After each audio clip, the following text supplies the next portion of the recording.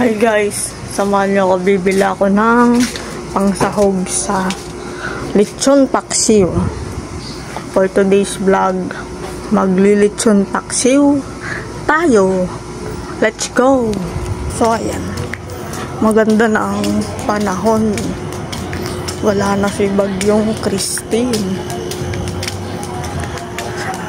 Tayo pupunta sa at sa tindahan lang dito sa subdivision.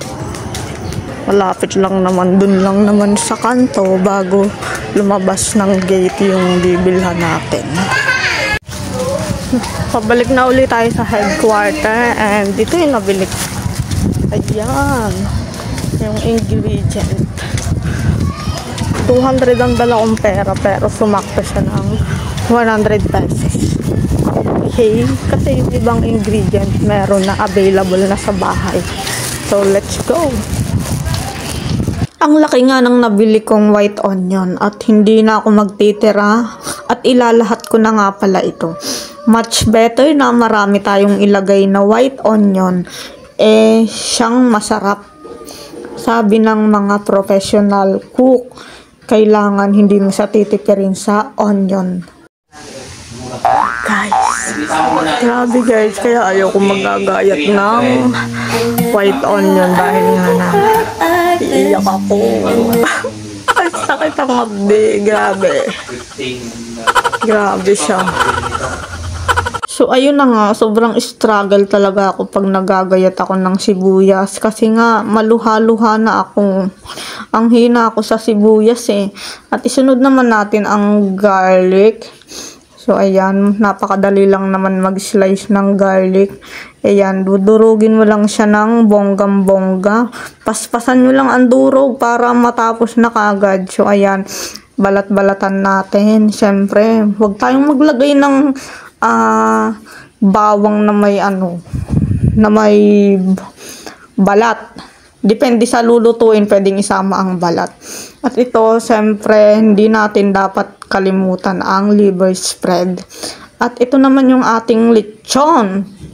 So, kailangan nga natin gayatin kasi nga yung iba malaki. So, slice natin ng very, very light.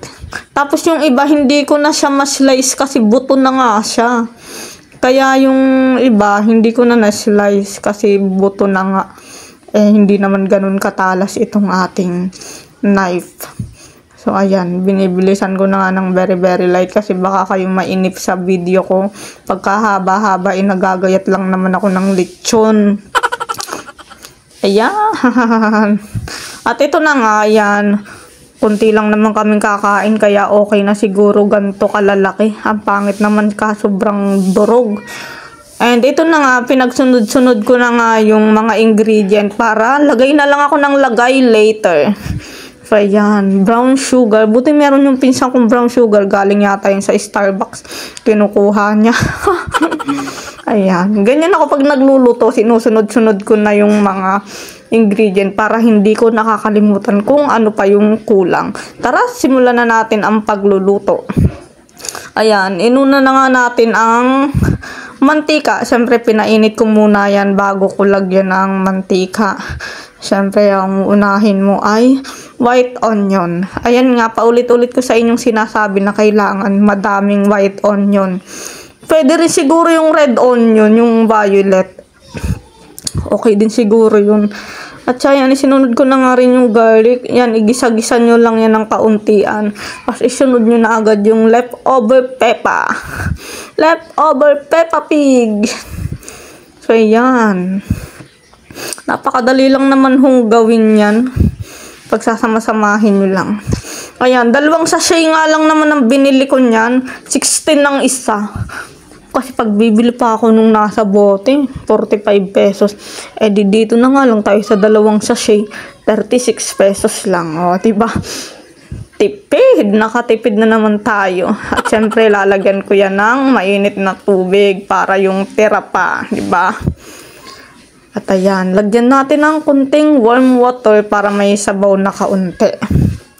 At yan, ilalagay na natin yung brown sugar. 2 brown sugar lang yung nilagay ko kasi nga ayaw ko ng ganun katamis. Hindi ko na-appreciate yung lasa ng lechon paksiw kapag ganun katamis. So, ayan. Ayan, dinamihan ko na rin yung laurel leaves kasi mas mabango siya. Ayan, pamintang buo.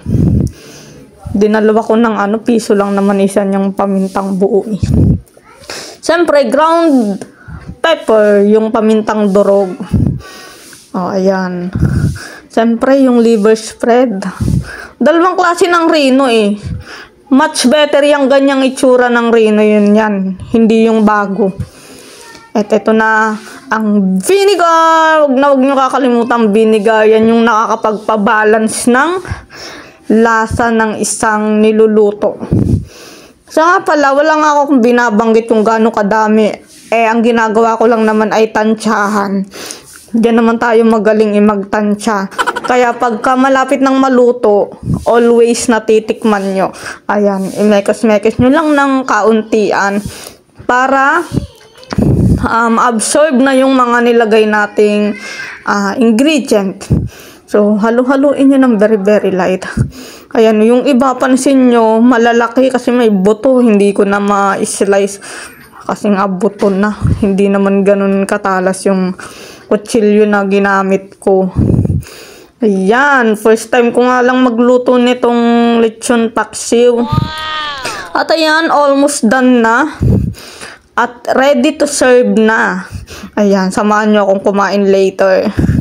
Ayan, tikman na natin kung wala na bang dapat idagdag. Ayan. Kasi nga gutom na ako. Alas 2 na, 2:30 na. Ayan. Tsaka pala ako nagsaing pag nakaluto na ako kasi gusto ko talagang kumain. Yung kanin ay mainit. Ayan na, ready to taste na siya. Tikman mo na kung masarap ba, kung wala na bang kulang ba sa asin or whatsoever. Ayan, mataas din kasi yung panlasa ko eh. Ayan, ayoko nang maalat, baka hindi ako ganahan sa pagkain itong sarili kong luto. Ano na, tinitikman pa. Ayan na. I get hurt like this, and every day I'd probably take you to a private little island, baby that's fine, and maybe show the snack that I like. Hi guys, samahan nyo ako mag-lunch. At titikman na natin yung ating niluto. So here.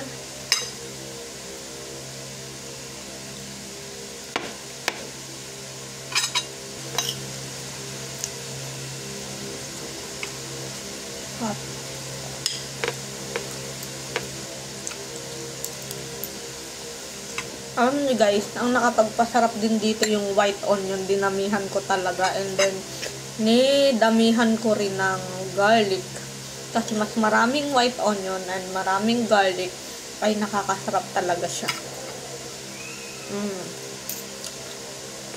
Pero saan parang kulang sa tamis, pero ayoko ng ganun katamis eh, kaya hindi ganun karami yung nilagay ko ng sugar. Pwede namang ilagay ay white sugar. Good na good yung luto natin. Alam nyo, first time ko magluto ng lechon paksiw. Itong lechon galing sa birthday yan, handaan. Nabigyan yung pinsan ko. So, ilang araw na din to sa rep. Tapos, yun nga, dahil wala kaming ulam, nilechon paksiw ko na itong leftover pepa. Yan. Ang sarap guys. Hanggang dito na lang muna. Thank you so much sa laging pagsubaybay ng aking video.